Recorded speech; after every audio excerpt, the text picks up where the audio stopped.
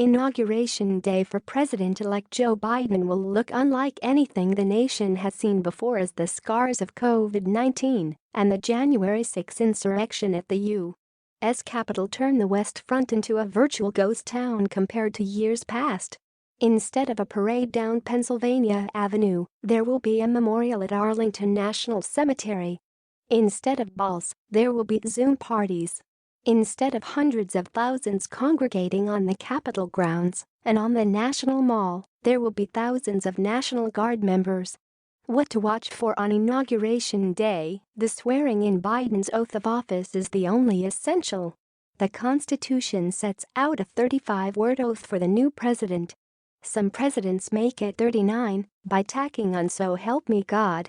There are conflicting stories about when the ad-lib started. Some say George Washington added the words when he took the oath at his 1789 inaugural. Others say the first eyewitness account of a president using those words came at Chester Arthur's inauguration in 1881. Regardless of who started the add-on, every president since 1933 has done it. Chief Justice John Roberts will swear in Biden. Justice Sonya Sotomayor will swear in Kamala Harris as vice president. Among the celebrities who will bring star power to Biden's inauguration are Lady Gaga, who will sing the Star-Spangled Banner, and Jennifer Lopez, who will give a musical performance. Youth Poet Laureate Amanda Gorman will read an original poem, "The Hill We Climb." The speech, a president's inauguration speech, is designed to set the tone and the policies the new administration will pursue. Biden's speech will focus on how he will seek to make good on the theme he has chosen for the inauguration: America United. As the January 6 insurrection at the Capitol showed, the challenge before him is daunting.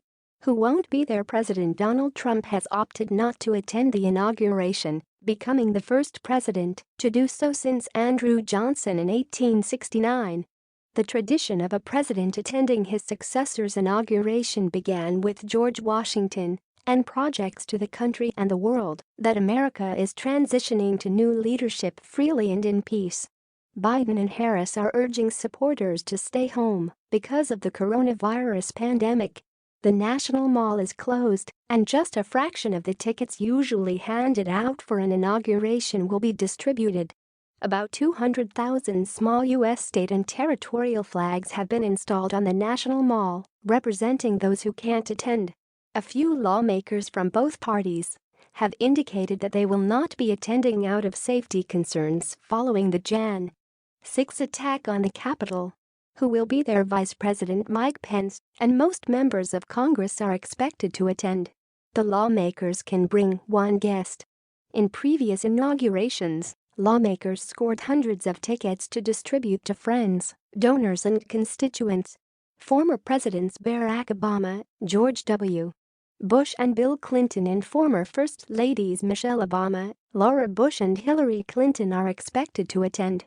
Former President Jimmy Carter, 96, and former First Lady Rosalynn Carter, 93, will not, though they have extended their best wishes. Security forces in and around the Capitol and the White House are expected to widely outnumber inauguration guests. After the insurrection at the Capitol by Trump followers as lawmakers confirmed Biden's victory, about 25,000 National Guard were being brought into the nation's capital. After the oath, the new president will make his way to the other side of the Capitol for the long-standing tradition of the new commander-in-chief inspecting the troops. The pass-and-review ceremony is designed to reflect the peaceful transfer of power. Every branch of the military will be presented, though this year's participants will socially distance to deter the spread of the virus. The traditional congressional lunch won't occur because of COVID-19 concerns, but Biden is expected to take care of some business before leaving the Capitol. A new tradition? After the pass-and-review ceremony, the Bidens and Harris and her husband, Doug Emhoff, will participate in a wreath-laying ceremony at Arlington National Cemetery's Tomb of the Unknown Soldier. The former presidents and first ladies will join them. What about the parade? The traditional inaugural parade down Pennsylvania Avenue has been dramatically scaled back. Instead, after visiting Arlington National Cemetery, Biden will receive a presidential escort and a short one At that, it will extend just a few hundred yards to the White House rather than the 1.6-mile route of previous inaugurations.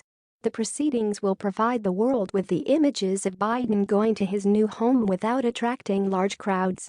Again, every branch of the military will participate in the escort, and the marchers will socially distance. Virtual parades will be televised and feature performances from around the country. The inaugural committee says the programming will include musical acts, local bands, poets and dance troupes. An emphasis will be placed on paying homage to Americans on the front lines of the pandemic. Inauguration night parties. In past inaugurations, participants would don their tuxedos and ball gowns and attend one of the many inaugural balls and galas taking place around town. This year, state Democratic parties and advocacy groups will hold virtual balls. Actor Tom Hanks will host a 90-minute primetime TV special with performances by Justin Timberlake, Jon Bon Jovi, Demi Lovato and Ant Clemens. According to producers, the program will showcase the American people's resilience, heroism, and unified commitment to coming together as a nation to heal and rebuild.